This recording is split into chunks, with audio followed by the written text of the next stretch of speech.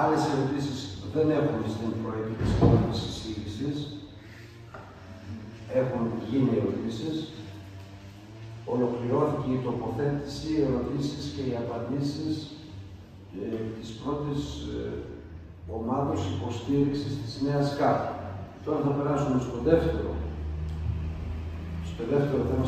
δεύτερο θέμα επί της ουσίας, που αφορά τις εισηγήσεις εναντίον της νέας κοινής αγροτικής πολιτικής. Η κυρία Ελευθερία, στο φιλοτρονικά, Αξιότιμο Προεδρείο, κυρίες και κύριοι σύνολοι, ως εκπρόσωπος της ομάδας, καλούμε να σας περιγράψω την κοινή κατάσταση στην οποία έχουν περιέλθει οι αγρότες το τελευταίο καιρό. Αιτιολογώντας έτσι τη θέση μας κατά της τελευταίας κοινής αγροτικής πολιτικής, ΚΑΠ 2021-2027, που προτάθηκε από την Ευρωπαϊκή Ένωση. Καταρχάς, η κάθοδος του αγροτικού κόσμου στον δρόμο των ευρωπαϊκών πρωτεύουσών είναι ενδεικτική της ασφυκτικής οικονομικής κατάστασης των αγροτών σε Ελλάδα και Ευρωπαϊκή Ένωση. Το 2023, έρευνες καταδεικνύουν την πτωτική πορεία του γεωργικού εισοδήματος, καθώς και το σταθερά υψηλό ή δυσβάσταχτο κόστος. Παραδείγματος χάρη, οι ζωοτροφές. Πιο συγκεκριμένα, η αύξηση του κόστους παραγωγής, αφενός και η μείωση της παραγωγής αφετέρου, εξαιτίας της αγρανάπαυσης, της μείωσης ή μη χρήσης λιπασμάτων και φαρμάκων και των φυσικών καταστροφών, χαμηλές τιμές πώλησης των παραγόμενων προϊόντων και αντίστοιχα αυξημένες τιμές των ίδιων προϊόντων ή μεταποιημένων στο ράφι, να μην ξεχνάμε ότι και οι αγρότες είναι καταναλωτές, η αύξηση των φόρων από τη μία και περικοπές σε αγροτικές επιδοτήσεις από την άλλη, η αύξηση της τιμής του πετρελαίου και του ρεύματος, η άμεση κατανομή των κοινωνικών πόρων από την ΚΑΠ κτλ. Έχουν θανατήσει τους αγρότες. Πιο λεπτομεριακά, οι αγρότες είναι οι πρώτοι που πλήττονται από την κλιματική αλλαγή, πλημμύρες και εξεργασία, που επηρεάζει ορισμένα αγροτικά προϊόντα.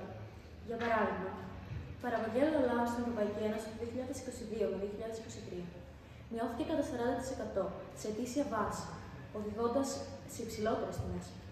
Παράλληλα, η παραγωγή δημητριακών, ιδίως το αργόσιτο, μειώθηκε κατά 25%. Από την άλλη μεριά, οι ασθένειες των ζώων, όπως η γρίπη των πτηνών και η βρυτανική πανόλη των χείρων, οδήγησε σε μείωση της παραγωγής, άρα και εξαγωγή των ελόγων προϊόντων από την Ευρωπαϊκή Ένωση.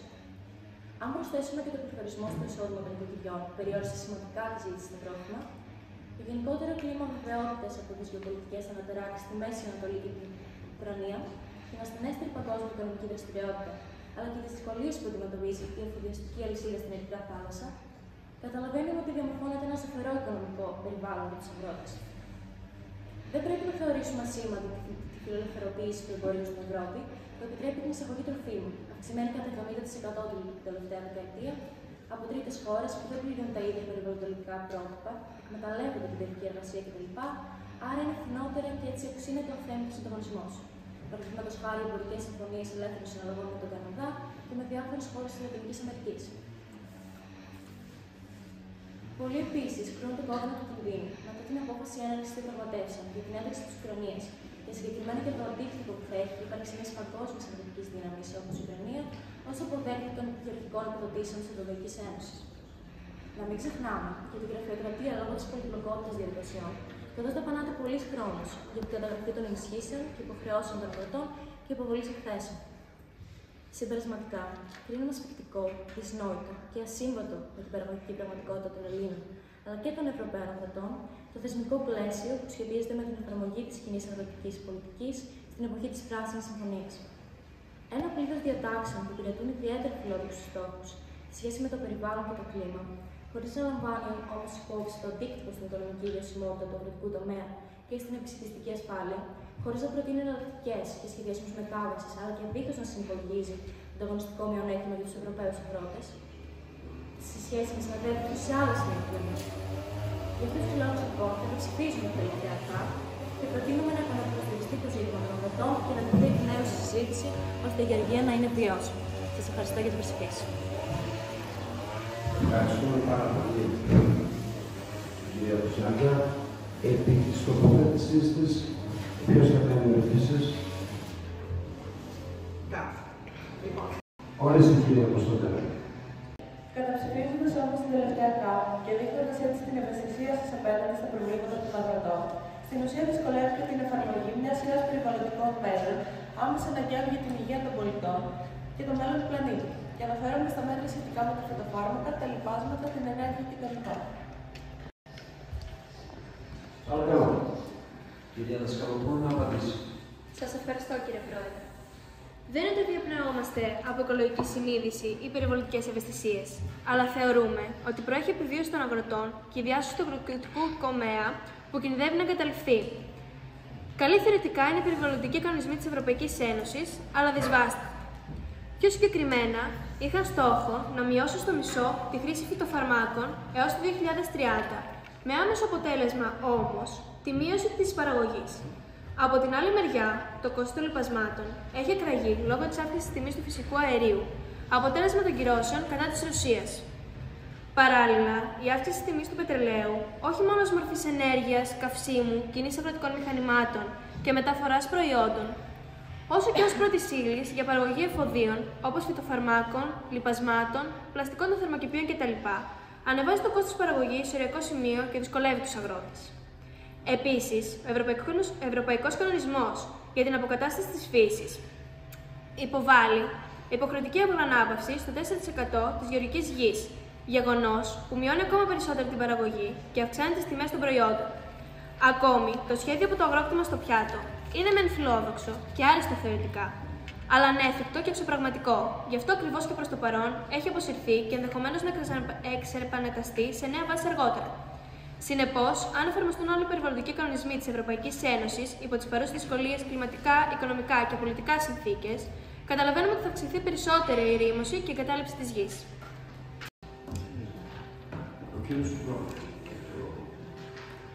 Σε αντιστάθμισμα των όσων επικαλείστε, επιμένουμε και αναφερόμαστε στην ανάγκη επιβίωσης του πλανήτη πρώτιστα και στην υγιεινή διαβίωση, για να μην μιλήσουμε για επιβίωση του ανθρώπινου παράγοντα. Πώς να μιλάμε για προτεραιοποίηση των δικαιωμάτων των αγροτών και για συνέχιση της παραγωγής προϊόντων, χωρίς εξυγχρονιστικές μεθόδους, απλά και μόνο για να διασφαλίσουμε τα συμφέροντα μιας ομάδας ανθρώπων και αδιαφορώντας πλήρως για τη ζωή τόσων άλλων και του ίδιου του πλανήτη, γνωρίζοντας μάλιστα ότι τα όρια στενεύουν και διακινδυνεύουμε και το μέλλον των παιδιών μας. Ευχαριστώ πολύ. Πολύ ωραία. Η απάντηση. Κυρία Καραδινού. Κυρία, εντάξει είμαστε. Να απαντήσει η κυρία Καραδινού. Σας ευχαριστώ, κύριε Πρόεδρε, και σας, κύριοι συνάδελφοι, που μου δίνετε την ευκαιρία να διευκρινίσω περαιτέρω τις θέσεις μας.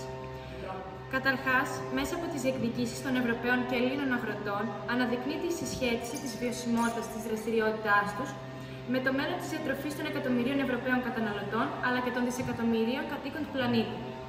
Άρα, η γεωργία επιβάλλεται να είναι βιώσιμη, προκειμένου να θρέψει τον παγκόσμιο πληθυσμό. Αντίθετα, βλέπουμε ότι η βασική συνέπεια των δεσμεύσεων και των ασφυκτικών πιέσεων της ΚΑΠ είναι ότι κινδυνεύει η βιωσιμότητα της γεωργίας στο σύνολό της και κυρίως των πιο ευάλωτων γεωργικών εκμεταλλεύσεων, που έχουν μεγάλο βαθμό εξάρτησης από τις άμεσες ενισχύσεις, όπως είναι η ελαιοκομεία και οι πιο μικρές κτηνοτροφικές εκμεταλλεύσεις, οι πιο ορεινές μειονεκτικές και νησιωτικές. Κατά συνέπεια, θα προκύψει η εγκατάλειψη της υπαίθρου και των ορεινών περιοχών. Ήδη, ο μέσος ρυθμός εγκατάλειψης διαμορφώνεται στο 13%, ποσοστό ανησυχητικό για την εξέλιξη της εγχώριας οικονομίας που πρέπει να εξασφαλίσει επισιτιστική επάρκεια. Πώς είναι δυνατόν λοιπόν να μιλάμε για μέλλον, αν αδυνατούμε να εξασφαλίσουμε την επισιτιστική επάρκεια στο παρόν, ως αποτέλεσμα της συνεχούς εγκατάλειψης της γης? Αναφέρω χαρακτηριστικά ένα παράδειγμα ως κίνητρο για εγκατάλειψη της γης. Πρόκειται για τα τιμολόγια στο ρεύμα. Σκεφτείτε ότι οι άνθρωποι οι οποίοι πλήρωναν πέρυσι ρεύμα 3.000 και 4.000 ευρώ, τώρα πληρώνουν 6.000 ευρώ. Και αναφερόμαστε σε αγρότες, οι περισσότεροι των οποίων έχουν περισσότερες από μία απομόνες άρθρωσης, με αποτέλεσμα να μιλάμε για δυσθεώρητο ύψος. Αυτό τι σημαίνει? Ότι δεν είναι πλέον όχι μόνο ανταγωνιστικοί, αλλά ούτε καν κερδοφόροι, με αποτέλεσμα να εγκαταλείψουν τις καλλιέργειες. Πρέπει να συνυπολογίσουμε κυρίως για τους μικροκαλλιεργητές και την εμπορευματοποίηση του κλάδου σε ένα πλαίσιο αυξανόμενου ανταγωνισμού, ο οποίος ευνοεί τις μεγαλύτερες γεωργικές εταιρείες, όπως φαίνεται και από την άρρηση κατανομή των κοινοτικών πόρων από την ΚΑΠ. Το 80% των επιδοτήσεων πηγαίνει μόλις στο 20% των εκμεταλλεύσεων σε όλη την Ευρωπαϊκή Ένωση. Ευτυχώς, η ανισότητα αυτή μοιάζει να θεραπεύτηκε με τις τροποποιήσεις της ΚΑΠ του 2023. Συμπερασματικά, είναι πολλοί λόγοι που κάποιος αγρότης εγκατέλειπε τη γη του. ειδικά μικροκαλλιεργητής, με όλες τις ολέθριες συνέπειες.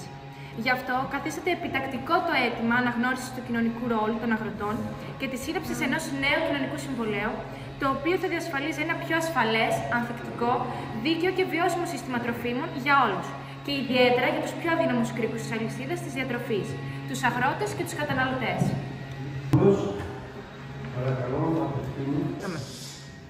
Βλέπω, κύριοι συνάδελφοι, πως κυριαρχεί η πεποίθηση ότι η νέα κοινή αγροτική πολιτική δεν μπορεί να εφαρμοστεί πρακτικά. Άκουσα προηγουμένως να λέτε ότι μπορεί να εφαρμοστεί μόνο στη θεωρία.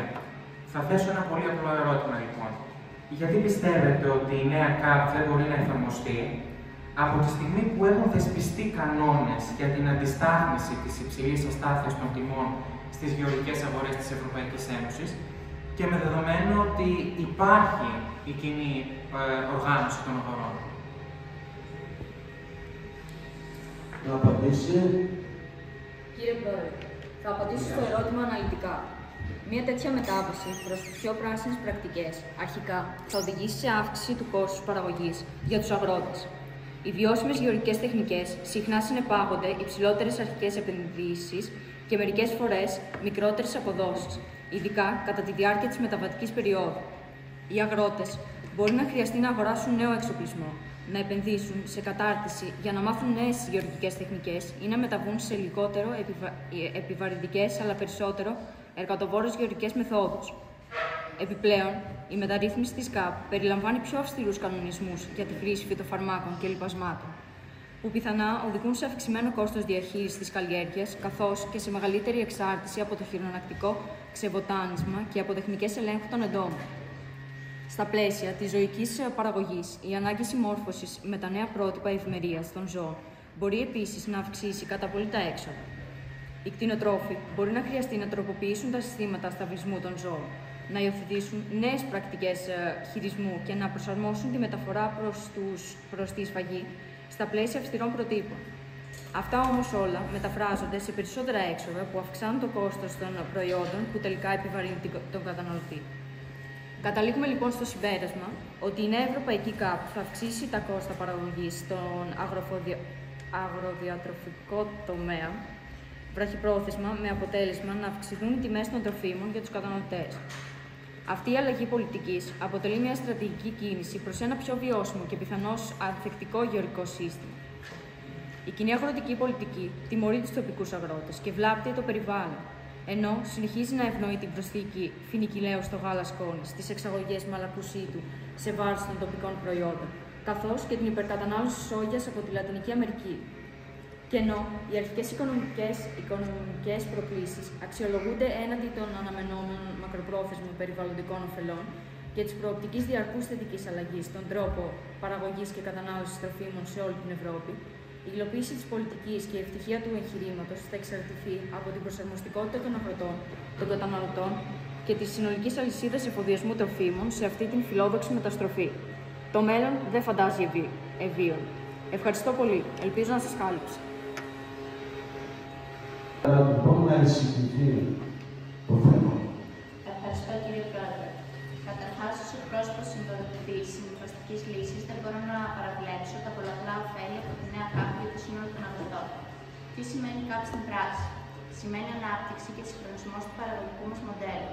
Σημαίνει αύξηση της ανταγωνιστικότητας, ενίσχυση των μικρομεσαίων παραγωγών, δράση για την κλιματική αλλαγή, προστασία του περιβάλλοντος, διατήρηση των τοπίων και της βιοποικιλότητας, τόνωση των αγροτικών περιοχών, προστασία της υγείας και της ποιότητας των τροφίμων, πράσινες και ψηφιακές επενδύσεις, περισσότερες και καλύτερες θέσεις εργασίας στον χώρο, επένδυση στους νέους και σε νέες επαγγελματικές ευκαιρίες και βεβαίως σημαίνει ουσιαστική βελτίωση του εισοδήματος των παραγωγών και ταυτόχρονη ενίσχυση της κοινωνικής συνοχής.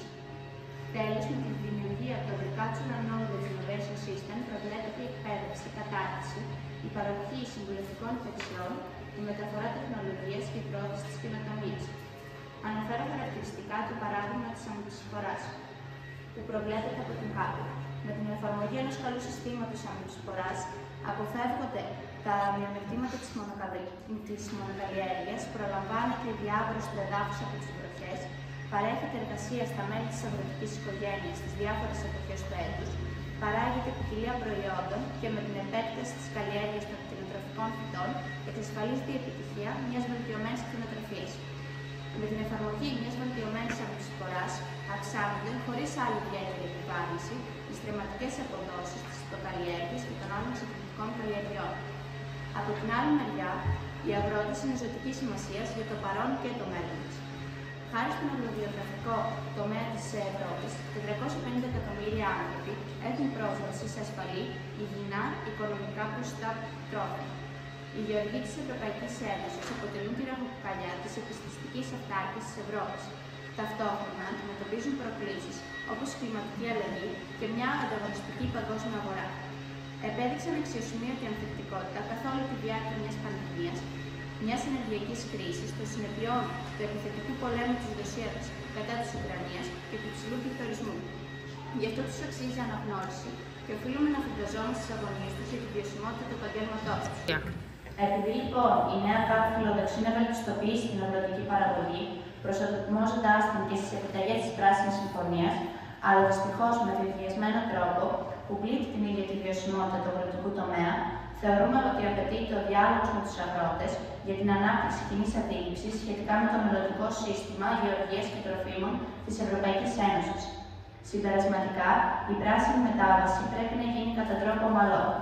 Είμαστε ξεκάθαρα υπέρ των αναγκαίων αλλαγών στην ΚΑΠ, ώστε να γίνει πιο λειτουργική, άρα και πιο επωφελής για τους αγρότες, η θέση των οποίων βρίσκεται στα χωράφια, στα σημεία παραγωγής και όχι στα γησία των γραφειοκρατών. Να οδηγηθούμε λοιπόν σε αποφάσεις που κάνουν την εφαρμογή της ΚΑΠ πιο απλή και πιο δίκαιη. Ευχαριστώ πολύ. Ερωτήσεις προς την εισήγηση της κυρίας Βαλιανάτου, η κυρία Τσουκαλά και η κυρία Σεκταρέου. Ορίστε κυρία Τσουκαλά, έχετε το λόγο.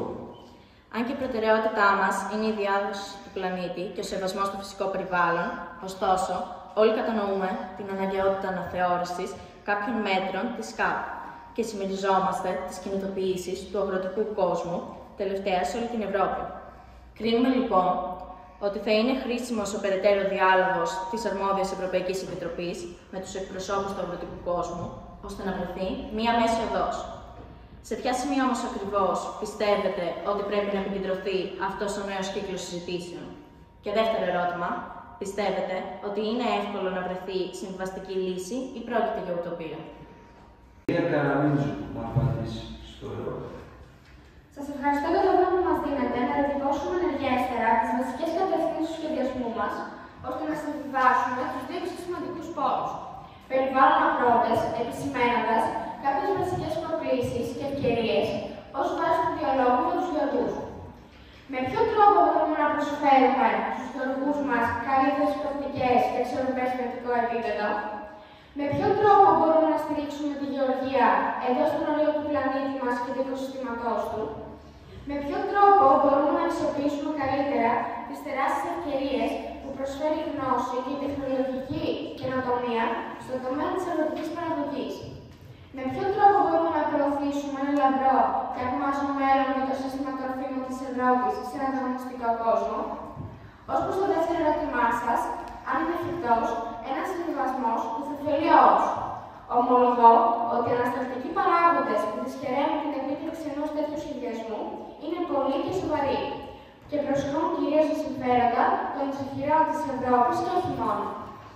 Να μην υποτιμούμε όμως τη γενικότερη διαφορία των Ευρωπαίων πολιτών, εξού και το μεγάλο ποσοστό αποχής σε ευρωεκλογές. Το έλλειμμα συμμετοχής τους στη λήψη αποφάσεων και τη χλιαρή ως ανύπαρκτη διεκδίκηση των δικαιωμάτων εκ μέρους. Ευθύνεται επίσης η παθογένεια της Ένωσης που λαμβάνει πολύ αργά τις αποφάσεις, καθώς και η έλλειψη ουσιαστικής πολιτικής ένωσης των κρατών μελών. Αναμφίβολα λοιπόν χρειάζεται χρόνος και προσπάθειες, δυναμικές διεκδικήσεις και επιμονή για να βρεθεί η μέση οδός. Και το πιο σημαντικό, δεύτερος πλανήτης για να φιλοξενήσει τους ανθρώπους δεν υπάρχει. Δυνατότητα συμβιβασμού όμως υπάρχει. Απλά χρειάζονται γενναίες αποφάσεις και από τις δύο πλευρές, για το καλό και τη σωτηρία όλων. Αρκεί αυτό να γίνει έγκαιρα πριν η καταστροφή γίνει επανόρθωτη για το μέλλον μας. Ευχαριστούμε πολύ την κυρία Καραμιτζού. Η δεύτερη ερώτηση της κυρίας Σακελαρίου. Παρακαλώ, έχετε το λόγο. Σας ευχαριστούμε, κύριε Πρόεδρε. Ακούσαμε με προσοχή την επιχειρηματολογία του εκπροσώπου της ομάδας που υποστηρίζει μια συμβιβαστική λύση. Ομολογώ ότι η θέση σας κερδίζει κάθε λογικό και διαλεκτικό άγχο. Είναι ρεαλιστική, ίσως μάλιστα φαντάζει ως ιδανική για την επίλυση ενός τόσο σοβαρού θέματος ζωτικής σημασίας, όχι μόνο για μια επαγγελματική ομάδα, αλλά και για το μέλλον της Ευρώπης και του πλανήτη ολόκληρου. Ωστόσο, θα θέλουμε περισσότερες διευκρινήσεις και πιο συγκεκριμένες προτάσεις σας, ώστε να διαφωτιστούμε και να πιστούμε υπέρ της σοβαρότητας της άποψής σας. Τι προτείνετε, παραδείγματος χάρη, πιο συγκεκριμένα, στο φλέγον ζήτημα της αιρεσιμότητας που τόσο φύγει, ειδικά τους μικροκαλλιεργητές, αλλά είναι αναγκαία και η μείωση του οικολογικού αποτυπώματος από την αλόγιστη διαχείριση της γης. Ευχαριστώ πολύ για την ερώτηση. Ποιος θα απαντήσει, κύριε Χοντούλη. Κύριε Χοντούλη, έχετε το λόγο. Σας ευχαριστώ, κύριε Πρόεδρε. Ευχαριστώ και τον συνάδελφο για την ευκαιρία που μου δίνει να εκφράσουμε σαφέστερα κάποιες προτάσεις. Ξεκινώ με την αιρεσιμότητα που αναφέρεται ενδεικτικά, η οποία ως γνωστό αφορά την τήρηση ορισμένων κανόνων από τους γεωργούς σχετικά με το κλίμα, το περιβάλλον, τη δημόσια υγεία και την υγεία των φυτών για την καλή διαβίωση των ζώων, προκειμένου να λάβουν συστηματική στήριξη από την Ευρωπαϊκή Ένωση. Αντίθετα, η μη συμμόρφωση στους κανόνες αυτούς επιφέρει στον αγρότη διοικητικές κυρώσεις. Η ομάδα μας λοιπόν, αναγνωρίζοντας την αξία της αρχής αιρεσιμότητας για το περιβάλλον, προτείνει την εξαίρεση των μικρών εκμεταλλεύσεων κάτω των 100 στρεμμάτων από τους ελέγχους που σχετίζονται με τη συμμόρφωση με τις απαιτήσεις αιρεσιμότητας. Η εξαίρεση αυτή θα προσθέσει σημαντικά την καθημερινή εργασία των μικροκαλλιεργητών που αντιπροσωπεύουν το 65% των δικαιούχων της ΚΑΠ, διατηρώντας παράλληλα τις περιβαλλοντολογικές φιλοδοξίες της, δεδομένου ότι οι μικρές γεωργικές εκμεταλλεύσεις καλύπτουν μόνο το 9,6% των εκτάσεων που λαμβάνουν στήριξη από την ΚΑΠ. Άλλωστε, η πρότασή μας ευνοεί ιδιαίτερα και τους αγρότες που πλήττονται από ακραία καιρικά φαινόμενα που δεν είναι και συνήθιστα τα τελευταία χρόνια. Επιτρέπει δηλαδή στους γεωργούς που δεν μπορούν να εκπληρώσουν όλες τις απαιτήσεις της ΚΑΠ λόγω έκτακτων και απρόβλεπτων γεγονότων, όπως ξηρασίες ή πλημμύρες, να μην επιβληθούν κυρώσεις. Πέρα από την αιρεσιμότητα, σας αναφέρω ενδεικτικά τις προτάσεις μας για τον ανταγωνισμό. Προτείνουμε λοιπόν η αρμόδια Ευρωπαϊκή Επιτροπή να επεξεργαστεί δράσεις για τη βελτίωση της θέσης των γεωργών στην τροφική αλυσίδα και την προστασία τους από αθέμητες εμπορικές πρακτικές. Οι δράσεις αυτές μπορούν να καλύπτουν ζητήματα όπως η διαφάνεια της αγοράς, το κόστος παραγωγής ή ο πιο ομοιογενής έλεγχος των κανόνων για τα εισαγόμενα γεωργικά προϊόντα. Επίσης, θα μπορούσαν να τροποποιηθούν οι βασικοί κανονισμοί για τη γη υπό ανάπτυξη, για την ανεψηφορά και για την κάλυψη του εδάφους, ώστε να μειωθεί περαιτέρω η επιβάρυνση για τους γεωργούς. Και όταν προηγούμενα είναι μόνο μερικές προτάσεις αναθεώρησης ή τροποποιητικές βελτιώσεις, προκειμένου να συγκεραστούν οι δύο πληττόμενες στην περίπτωσή μας πλευρές, ο αγροτικός τομέας από τη μία μεριά και το περιβάλλον από την άλλη. Σας ευχαριστώ πολύ. Να περάσουμε τώρα στην τέταρτη ομάδα, που αποτελείται από τους κύριους Σακελαρίου, Φλόρο και Ρουσούλη. Παρακαλώ την κυρία Σακελαρίου να εισηγηθεί το θέμα. Ευχαριστούμε, κύριε Πρόεδρε, για την ευκαιρία που μας δίνετε να εκφράσουμε τις απόψεις μας από αυτό εδώ το βήμα.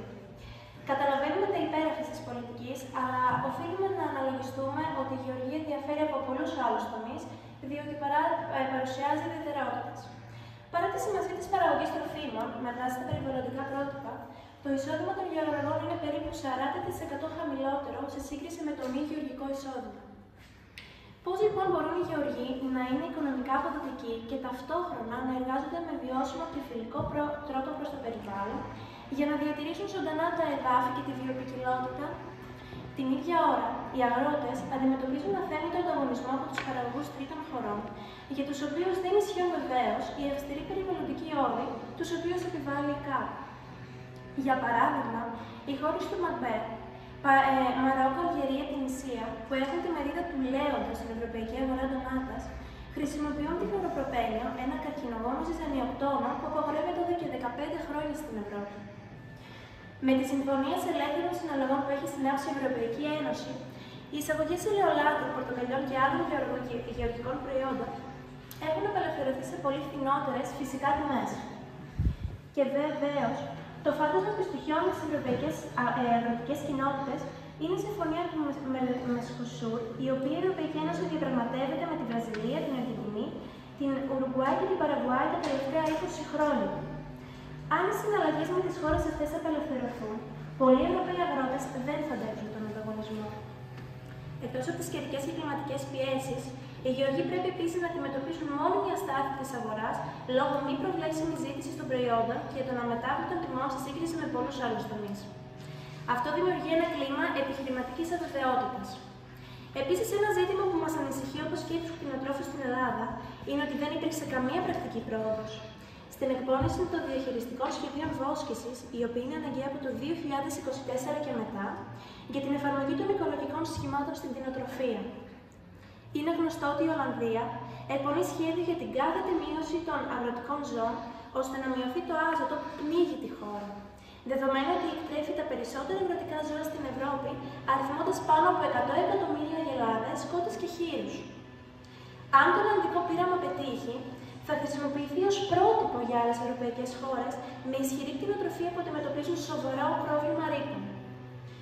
Βέβαια, ένα πολιτικό πρόγραμμα που έτρεξε στις αρχές της χρονιάς για τη μείωση του αριθμού των χείρων από τις φάρμες είχε ελάχιστη ανταπόκριση, με μόλις 278 αιτήσεις. Οι Ολλανδοί αγρότες, οι οποίοι είναι παγκοσμίως πρωτοπόροι στις εντατικές καλλιέργειες, βγήκαν στους δρόμους γιατί οι προδιαγραφές απαιτούν δραστική μείωση των εκπομπών αζότου και αυτό μπορεί να οδηγήσει έως και 3.000 μεγάλες επιχειρήσεις θερμοκηπίων να βάλουν λουκέτο.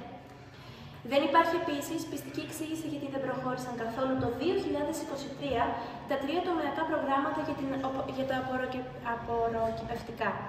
Το ελαιόλαδο, ελιά, τον ίνο, καθώς και την μελισσοκομεία, με αποτέλεσμα η παραγωγή και οι οργανώσεις τους να στερηθούν τους κοινωνικούς πόρους το 2023, που η αξιοποίησή τους θα βοηθούσε και στην προσαρμογή των νέων απαιτήσεων της ΚΑΠ.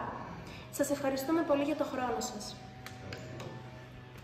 Ευχαριστούμε πολύ, κυρία Σικελαρίου. Κύριος Φλόρος. Να χαιρετήσω και εγώ με τη σειρά μου τους αγαπητούς συναδέλφους και τα μέλη του Προεδρείου. Στο σημείο αυτό και έχοντας ακούσει το λόγο και τον αντίλογο, ήθελα να εκφράσω τους προβληματισμούς μου σχετικά με την εφαρμογή των αλλαγών στις καλλιεργητικές πρακτικές. Όσον αφορά τη χώρα μας, ένα μεγάλο μέρος των επιδοτήσεων θα δοθεί μέσω οικολογικών σχημάτων. Ο κάθε παραγωγός θα πρέπει να εφαρμόσει μια σειρά από αλλαγές στις καλλιεργητικές πρακτικές, παραδείγματος χάρη αντικατάσταση βρευόμενης καλλιέργειας με ξηρική. Δηλαδή, αντί για βρωμβάκι, να καλλιεργήσει δίκο ή σιτάρι ή ακόμα και αρωματικά φυτά. Αν καταλαβαίνω καλά, το πολιτικό μας σύστημα αποφάσισε αντί να κάνει έργα μήνυσης νερού στους ορεινούς όρους γύρω από την περιάδα της Θεσσαλίας και σε άλλες περιοχές της χώρας, για να εξασφαλίσει καλής ποιότητας και φθηνό αγροτικό νερό, επιλέγει να μειώσει τις εδρευόμενες εκτάσεις της Θεσσαλίας και της χώρας και να αυξήσει τις ξηρικές. Έτσι θα μειωθεί η αγροτική παραγωγή της περιοχής. Ουσιαστικά θα αφαιρέσουμε μια καλλιέργεια, παραδείγματος χάρη μυδική, με παραγωγή 1.200 με 1.500 κιλά ένα στρέμμα, με καλλιέργειες που θα παράγουν 300 με 600 κιλά ένα στρέμμα, και αυτό το λένε οικολογικό μέτρο. Η αγρανάπαυση, η υποχρέωση δηλαδή των αγροτών να δίνουν το 4% της γεωργικής γης ελεύθερο, είναι ελεύθερα από παραγωγικές δραστηριότητες, ώστε η φύση να μπορέσει να ανακάμψει. Είναι ένα μέτρο λογικό για τη βιοποικιλότητα, το οποίο όμως δεν δίνει τη δυνατότητα που είχε η προηγούμενη κοινή αγροτική πολιτική να αντικατασταθεί από καλλιέργεια ψυχανθών. Ουσιαστικά θα αφήσουμε ακαλλιέργητα στη χώρα 1.400.000 στρέμματα. Έχει αυτό σχέση με την επιστημιστική ασφάλεια ή με την παραγωγή ζωοτροφών? Μάλλον όχι.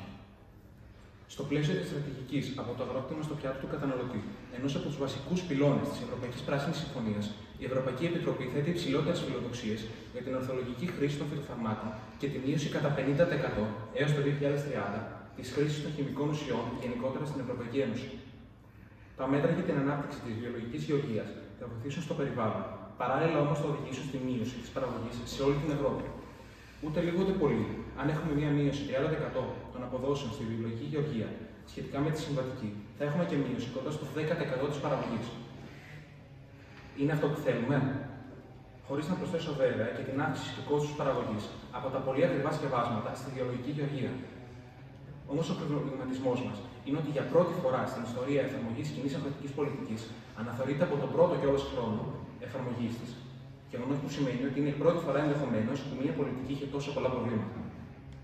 Δεν είναι τυχαίο ότι στην προσπάθεια να ελέγξουν την κρίση και να κατευνάσει τους Γάλλους αγρότες, ο πρόεδρος Εμμανουέλ Μακρόν προέβησε συγκεκριμένες εξαγγελίες.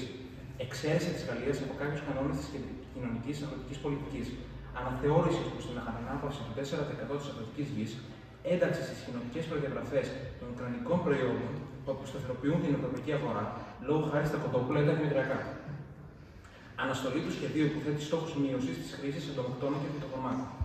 Και βέβαια, το Παρίσι έσπευσε να απορρίψει στην παρούσα μορφή του το νομοσχέδιο της εμπορικής συμφωνίας με το συνασπισμό των χωρών της Νότιας Αμερικής, Μερκοσούρ, καθώς εκφράζονται διαμαρτυρίες για λατινοαμερικάνικο αθέμητο ανταγωνισμό στη ζάχαρη, στα σιτηρά και στο κρέας. Σας ευχαριστώ για τον χρόνο σας. Ευχαριστώ τον κύριο Φλόρο. Η κυρία Ρουσούλη έχει το λόγο.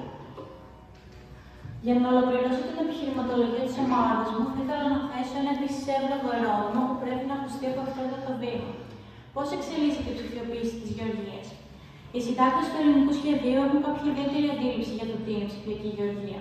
Το μόνο μέτρο που συνδέεται με την ψηφιακή γεωργία είναι το τμήμα υπηρεσιών γεωργίας ακριβίας κατά τη διάρκεια των ψεκασμών σε αρρώσιμες και μόνιμες καλλιέργειες.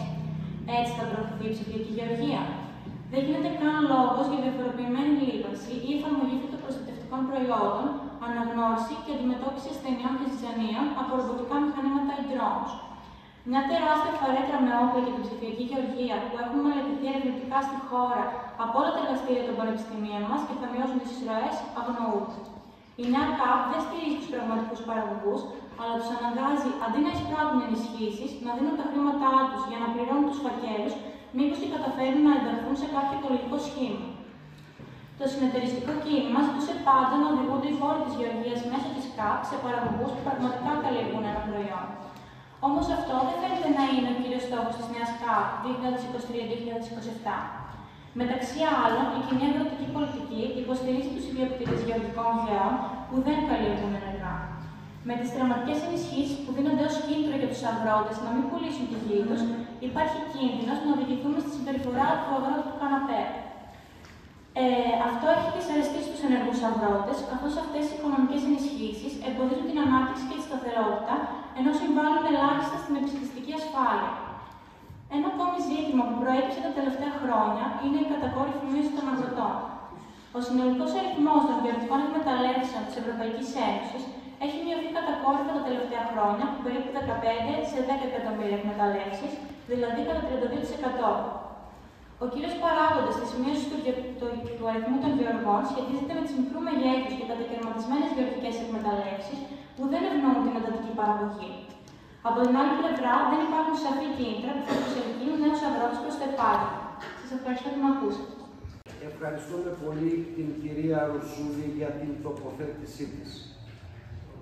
Τώρα θα περάσουμε, μετά από την διαλογική συζήτηση η οποία έγινε, τις τοποθετήσεις σας, τις ερωτήσεις και τις απαντήσεις. Το Προεδρείο και η συζήτηση μας οδήγησε σε ένα συμπέρασμα, σε μία πρόταση την οποία θα τη θέσουμε σε ψηφοφορία προς το Σώμα.